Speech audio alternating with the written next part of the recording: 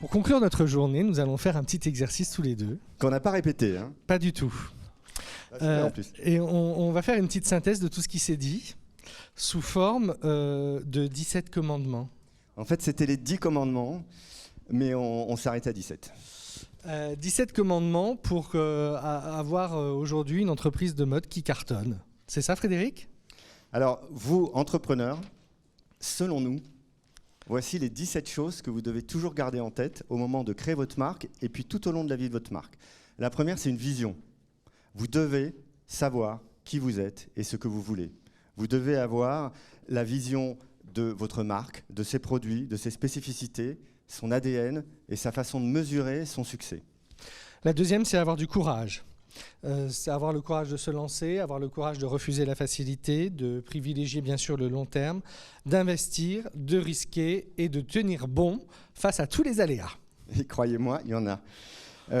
La troisième condition, c'est l'humilité. En fait, on peut être le meilleur sur Terre, mais quand on fait de la mode, on ne change pas le monde.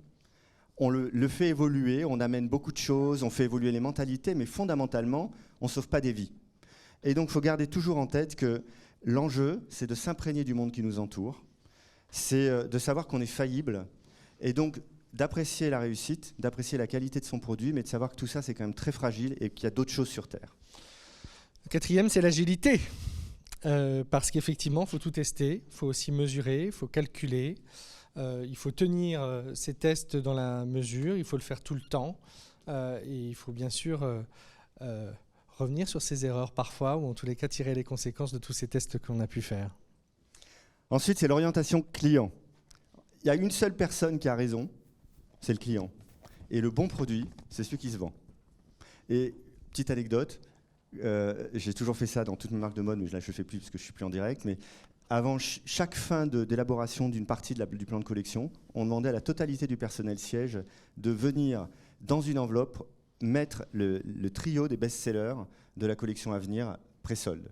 Et on mettait au coffre et la personne gagnait un voyage. Et en fait, pendant 15 ans, c'était toujours les femmes de ménage, les agents d'entretien qui avaient raison. Et à chaque fois, c'était la direction du style qui avait tort. Alors c'est le melting pot qui est intéressant, mais la seule personne qui a raison dans notre métier, c'est le client. Un autre point intéressant, c'est bien sûr d'avoir un business model, de l'avoir clairement dans sa tête, bien défini, et surtout de le respecter.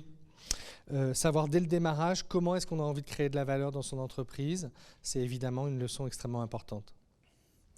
Ensuite, numéro 7, c'est savoir dire non. Savoir dire non à l'ego, aux flagships qu'on ouvre trop tôt dans des avenues qui coûtent trop cher, aux collections qu'on veut adapter tout de suite localement pour séduire la Corée alors qu'on commence à peine à séduire en France, dire non à certains recrutements et rester très concentré sur son ADN et son business model. C'est très difficile de dire non, mais c'est la clé parce qu'il ne faut pas se disperser. Le 8e point, c'est de savoir bien s'entourer, c'est de savoir construire une équipe. Personne peut avoir tous les talents. Il faut, pour un fondateur, accepter de partager le pouvoir et aussi savoir, bien sûr, remercier cette équipe. Et du coup, il faut les fidéliser. Il faut les fidéliser, les respecter. Et ça veut dire, bien souvent, associer certains au capital, faire en sorte qu'ils gagnent de l'argent avec vous. Le 10e point, c'est digital au cœur de tout. Frédéric l'a dit tout à l'heure, ça doit être évidemment la priorité. On construit sa marque au prisme du digital et le retail devient une extension du digital et pas l'inverse. Il n'y a pas forcément un ordre dans les 17 points, c'est juste... c'est sorti comme ça. Numéro 11, ce sont les systèmes. En fait, on parle beaucoup de produits, on parle beaucoup de mode, mais la clé, une fois qu'on a le produit, c'est la logistique et l'informatique. C'est les systèmes qui vont vous donner la data, et la data va vous permettre de comprendre vos ventes et surtout de comprendre vos clients pour mieux cibler vos actions et être plus pertinent. Et donc, c'est un vrai sujet qu'il faut toujours garder en tête. Une entreprise, c'est de la gestion, et les investissements, c'est aussi des systèmes d'information. Et pour Frédéric, le 12e point, c'est de construire des reportings, de sortir des chiffres. La mode est sans doute un art, mais c'est aussi un business avant toute chose, n'est-ce pas Frédéric ? Et donc les chiffres, c'est important. La mode, ça n'est pas une entreprise caritative, ça n'est pas une association. Youssouf nous l'a dit ce matin, il avait son association d'un côté, mais il a surtout sa marque de l'autre, et c'est sa marque qui lui rapporte de l'argent. Ouais, on fait vivre des salariés, et il faut les payer. Numéro 13, c'est aller vite. Mais allez vite, pas dans tous les sens. Allez vite pour atteindre la taille critique. Il y a plein de jolies marques dans le monde entier. Il y a des milliers de très bonnes idées dans tous les secteurs de la consommation. Le problème, c'est qu'on ne reste pas très longtemps le jeune poulet de l'année, en fait. Parce qu'au bout d'un moment, le jeune poulet de l'année, il devient un poulet has-been parce qu'il est jamais sorti du poulailler. Donc, si vous avez une bonne idée, l'enjeu, c'est pas de la mûrir pendant 50 ans, c'est de commencer. De commencer et de grandir pour atteindre la taille critique qui va vous donner suffisamment de visibilité et suffisamment de plateformes financières pour ensuite réfléchir à la phase 2 du développement. Le 14e point, c'est d'avoir une parole et de la respecter. C'est pas de revenir en arrière, c'est pas de faire des coups bas. La vie est une longue vie, j'espère, et la vie de l'entreprise aussi. Et les réputations se tiennent quand on respecte ses engagements. C'est très important. Si c'est un enseignement que je retiens, moi, de mon parcours, c'est que je touche du bois, mais jusqu'à présent, je n'ai jamais planté un partenaire et un banquier. Et c'est la clé, parce que du coup, c'est votre réputation ensuite qui fait que ce sera plus facile sur vos autres entreprises. Numéro 15, c'est être transparent. Et j'en ai parlé tout à l'heure. C'est être transparent en interne et en externe. Ne cacher aucun succès, mais ne cacher aussi aucun échec ou aucun problème. Les gens qui bossent avec vous, et notamment vos partenaires financiers, ils sont tout à fait prêts à entendre qu'il y a un problème, qu'il y a le Covid, que c'est pas simple, etc., etc.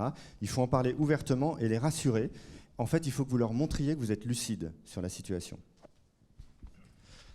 Le 16e point, c'est de respecter ses actionnaires et ses partenaires. Il faut savoir leur dire merci, c'est grâce à eux, grâce à leur argent, que la société peut grandir. Ça leur donne bien sûr des droits et vous avez le devoir, nous avons le devoir de les remercier. Et enfin, c'est un peu une palissade, mais c'est vrai parce qu'on l'oublie, on parle beaucoup de business, etc. Mais on n'est pas là pour souffrir. On va tous mourir un jour. Et l'enjeu, c'est de prendre du plaisir. Et en fait, quand vous alignez vos planètes, que votre produit est joli, que votre business model est bon, que les premiers résultats commencent à sortir, que vos équipes se sentent bien et que vous avez les bonnes personnes autour de vous, si vous avez du plaisir, si vous savez le communiquer à vos équipes, si vous savez le communiquer aux partenaires extérieurs, il n'y a plus de questions sur votre capacité à déployer la chose et aller loin. Et le plaisir, c'est vraiment la clé. C'est tous les matins se lever, quoi qu'il arrive, malgré l'adversité, en se disant « je suis content de faire ce métier parce que j'aime profondément le produit que je fais ». Et moi, j'en rajoute un. Ah, d'accord. Le 18e, c'est l'amitié, Frédéric. Et je pense que quand on est entrepreneur, on a tous des difficultés à certains moments donnés. Et on sait qu'on peut compter sur ses amis. Tu en fais partie. On a reçu beaucoup d'amis aujourd'hui de la fédération et des amis personnels aussi. Et moi, je voulais leur dire merci. Merci à toi, Frédéric. Merci à vous tous pour votre témoignage d'entrepreneur aujourd'hui. Parce que non seulement je crois que vous avez fait grandir la profession aujourd'hui, mais moi, vous m'avez fait grandir. Merci beaucoup. Merci, Frédéric.